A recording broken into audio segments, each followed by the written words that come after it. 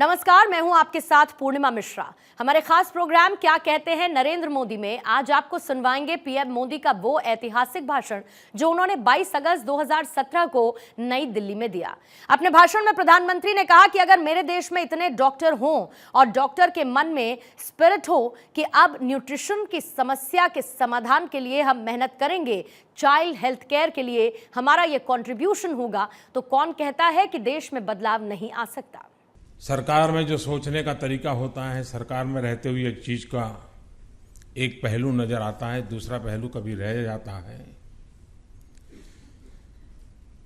इस इंटरेक्शन के कारण, इस बातचीत के कारण एक प्रकार से 360 डिग्री व्यू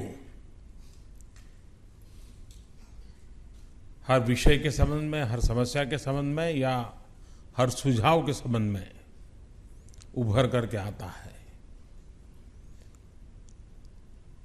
और इसलिए जब नीतियां बनती हैं तब या तो नीतियों को एग्जीक्यूट करने के लिए रोड मैप बनता है, तब ये चीजें बहुत काम आती है।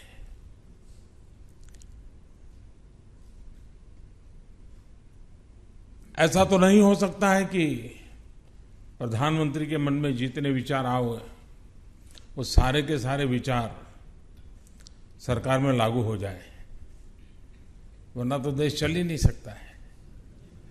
प्रधानमंत्री को भी अपने विचारों को छोड़ना पड़ता है। आपको भी ये बात भली भांति पता है कि आपने जितना बताया है, हो सकता है उसमें से कुछ चीज काम आए, कुछ चीज काम ना आए, लेकिन जो काम आएगी उससे अवश्य पहले की स्थितियों में, पहले की नीतियों में, पहले के अप्रोच में बहुत बड़ा बदलाव आएगा। चीजों को प्रस्तुत करने का आपका अपना एक तरीका होता है, आप अलग प्रकार से आपका डेवलपमेंट हुआ होता है। आप जिस जिम्मेवारी को लेकर के काम कर रहे हैं उसमें रिजल्ट ओरिएंटेड, आउटकम ओरिएंटेड आपकी सारी गतिविधि रहती है। सरकार की बाय एंड लार्ज कल्याण राज की कल्पना से काम चलता है। जनहित सर्वोपरि होता है, जन सुखाकारी सर्वोपरि होती है। आपके सोच के दायरे में होता है कि मेरी कंपनी ने क्या टारगेट सेट किया था और क्या पाया, मेरी कंपनी कितनी आगे बढ़ी और कितने पीछे रह गए, इससे आपको कोई लेना देना नहीं होता है। आपको अपनी कंपनी कितनी आगे बढ़ी वो होता है और बहुत स्वाभाविक है। लेकिन जो सरकार में है उसके लिए सरकार कहां रही उसके बजाय ज्यादा देश कहां पहुंचा उसकी जिम्मेवारी रहती है। देश के आखिरी तबके का व्यक्ति कहां पहुंचा ये उसका दायित्व है। हम पूरी तरह समझते हैं कि हर किसी के मन में विचार होता है कि यार सरकार को इतना समझ नहीं आता है। हम रोज देख रहे हैं ऐसा होता है, लेकिन ये बस ऐसे ही लोग हैं, कुछ बदल नहीं कर रहे हैं। ये हर देशवासी के मन में होता है। लेकिन अगर आप उसको साथ लेकर के चलो, उसको भी समस्या से जोड़ो, तो आपने देखा होगा कि उसका सुझाव देने का तरीका भी बदल जाता है। अगर आप सरकार के साथ एक क्लाइंट के रूप में बैठे होते तो आपकी बात करने के तौर तरीके अलग होते हैं। लेकिन जब आप सरकार में पार्टनर के रूप में बैठे हैं तो आपको लगता है नहीं यार, हम वो बातें बताएं जो हम कर सकते हैं।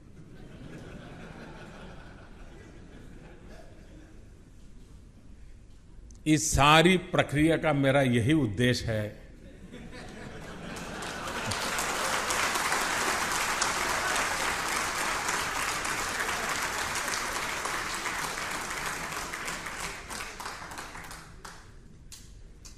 कि इस देश के हर नागरिक को लगना चाहिए ये देश मेरा है, इस देश को मुझे आगे बढ़ाना है। समस्या है, कठिनाइयां है। ईश्वर ने हमें जितनी बुद्धि दी है उतनी शायद सरकार में बैठे हुए लोगों को नहीं दी है, लेकिन फिर भी मैं जहां हूं वहां से मुझे उसमें कुछ जोड़ना है। हमारे देश में आप लोग देखिए आजादी का आंदोलन, वैसे अगर हमारी सैकड़ों साल की गुलामी देखें, इन सैकड़ों साल में एक वर्ष ऐसा नहीं गया है कि हिंदुस्तान के किसी न किसी कोने में से आजादी के लिए आवाज न उठी हो। जो भी आतताई होंगे उनके खिलाफ सर ऊंचा करने का प्रयास हर कालखंड में हुआ है। अगर कोई 1000 साल की गुलामी माने तो 1000 साल, हजारों, उस पूरे 1000 ईयर के अंदर हुआ है। लेकिन आजादी के लिए मरने मिटने वालों की कमी नहीं थे। आज एक को फांसी मिली तो कल दूसरा मैदान में आता था, कल दूसरे को फांसी मिली तो परसों तीसरा आता था। एक श्रृंखला चल रही थी देश में आजादी के लिए, और आजादी के वातावरण को बनाने का एक निरंतर प्रयास चलता था, और हर किसी को लगता था मैं अपना बलिदान दे करके मैं देश की सेवा कर रहा हूं। महात्मा गांधी ने क्या बदल किया, और मैं समझता हूं इस बात को अगर हम समझ लें तो 2017 to 2022 हमें कहां जाना है, कैसे जाना है, क्यों जाना है, किसके भरोसे जाना है, किसके लिए जाना है, इसके सारे सवालों का जवाब अपने आप मिल जाएगा। और इसलिए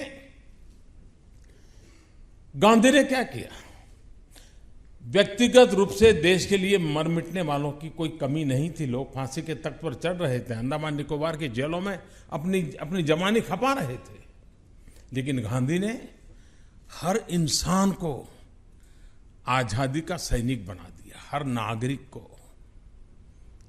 एक ऐसा माहौल बनाया कि टीचर हो, पढ़ा रहे हो, मन में भाव लो कि मैं आजादी के लिए उन बच्चों को पढ़ा रहा हूं। तुम सफाई का काम पहले भी करते थे, आज भी करते हो, लेकिन तुम सफाई का काम कर रहे हो देश की आजादी के लिए। तुम किसान हो, खेत जोतते हो, खेत में काम करते हो, पहले भी करते थे, अब भी करते हो, लेकिन मन में भाव भरो कि मैं देश के लिए किसानी कर रहा हूं। पूरे हिंदुस्तान में हर किसी ने के मन में यह भाव पैदा किया गांधी ने कि वो जो काम कर रहा है वो देश के लिए कर रहा है, देश की आजादी के लिए कर रहा है। और अंग्रेजों के लिए इस बात को समझना बड़ा मुश्किल था। कोई रोड पर निकल करके सामने खड़ा हो जाए, उस पर गोली चलाना अंग्रेज के लिए सरल था। कोई सामने खड़ा हो जाए, पकड़ करके जेल में डाल देना सरल था। लेकिन वो अपने घर में ही काम कर रहा है, लेकिन कह रहा है मैं तो आजादी के लिए कर रहा हूं, उसको कैसे करे। गांधी ने आजादी को मास मूवमेंट में कन्वर्ट कर दिया, और मास मूवमेंट में कन्वर्ट किया तो आपने देखा कि इतना बड़ा परिणाम मिला।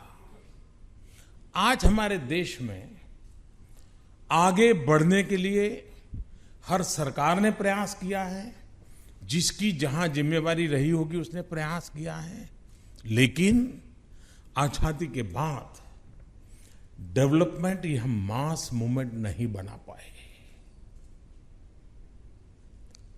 हमें देश को यहां ले जाना है, हम ये करके रहेंगे।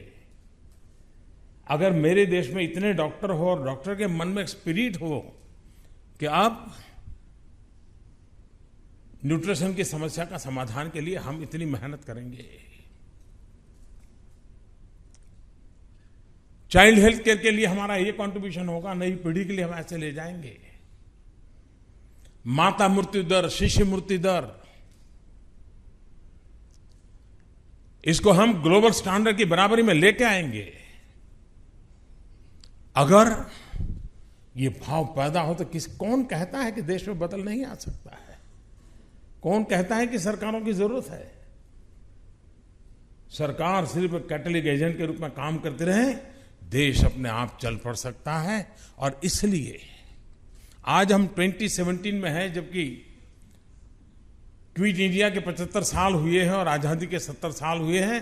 2022 आजादी के जब 75 साल करेंगे, हम अपने कंट्रीब्यूशन के लिए के द्वारा देश को यहां से यहां ले जाएंगे। ये मुझे माहौल बनाना है। इस मंथन से मुझे आप लोगों की वो जरूरत है कि आप जहां हैं, वहां जिन लोगों के बीच में हैं, आप भी एक आधुनिक भारत के सैनिक बन सकते हैं, एक समृद्ध भारत के सैनिक बन सकते हैं, एक विश्व के अंदर अपना नाम ऊंचा कर सके, सामर्थ्यवान बने, ऐसा भारत के सैनिक बन सकते हैं। और ये इस प्रकार के मिल बैठ करके जब हम एक एक चीजों को हाथ लगाएंगे तो हमें रास्ते मिलते जाएंगे। हमें लगेगा हाँ मैं ये करूंगा, इस समस्या का समाधान मैं करूंगा। अब मैं यहां देख रहा था कि किसान की आय डबल कैसे करें, कई विषयों पर आपने चर्चा की और बहुत अच्छे अच्छे एक्रोनिम भी आपने दिए हैं, बड़े अच्छे तरीके से उसको प्रस्तुत किया है। प्रेजेंटेशन का क्वालिटी तो ऑफ कोर्स अच्छा था ही था लेकिन मैं इसलिए नहीं कह रहा हूं, लेकिन मैं कह इसलिए रहा हूं कि मुझे इस टीम को, मेरे लिए आप मेरी टीम है, मेरे देश को आगे ले जाने के लिए मुझे आपका साथ चाहिए। मैं और आप कंधे से कंधा मिला करके काम करें और ये तब होगा जब हमारा मीटिंग ऑफ माइंड होगा। आपकी सोच मेरी योजना का हिस्सा बने, मेरी सोच आपके पुरुषार्थ का एक आधार बन जाए। आप देखिए कैसा बड़ा बदलाव आ सकता है। और उसी के तहत ये मंथन चल रहा है। अब देखिए एग्रीकल्चर सेक्टर में एक छोटा सा विषय, हम एक अर्थ जगत के लोग हैं, आप एक्सपोर्ट इंपोर्ट की भारी चर्चा कर रहे हैं। मुझे बताइए, जो देश कृषि प्रधान हो, जिस देश की आत्मा गांव हो, जिस देश की पूरी चर्चा गांधी जी के जीवन में गांव से जुड़ी हुई हो, और वो देश टिम्बर इंपोर्ट करता हो, मुझे बताइए कहां से कहां पहुंच गए। क्या कारण है कि हम टिम्बर इंपोर्ट कर रहे हैं? क्या हमारी इस फार्मर की इनकम डबल करने में क्या सरकार में कानून बदले जा सकते हैं कि उसके खेत के अगर जहां पर बॉर्डर होती है वहां टिम्बर की खेती करें और उस टिम्बर को काटने का, बेचने का उसको हक मिले? क्या मेरे देश का टिम्बर इंपोर्ट करना बंद होगा कि नहीं होगा? मेरे देश का किसान, हमारे देश का एक दुर्भाग्य है कि दो खेत के बीच में हम इतनी जमीन बर्बाद करते हैं, बाड़ लगा करके, फेंसिंग लगा करके, यानी ऐसे पौधे लगा देते हैं, कांटे की लगा देते हैं कि एक मीटर इसकी बर्बाद होती है, एक मीटर उसकी बर्बाद होती है।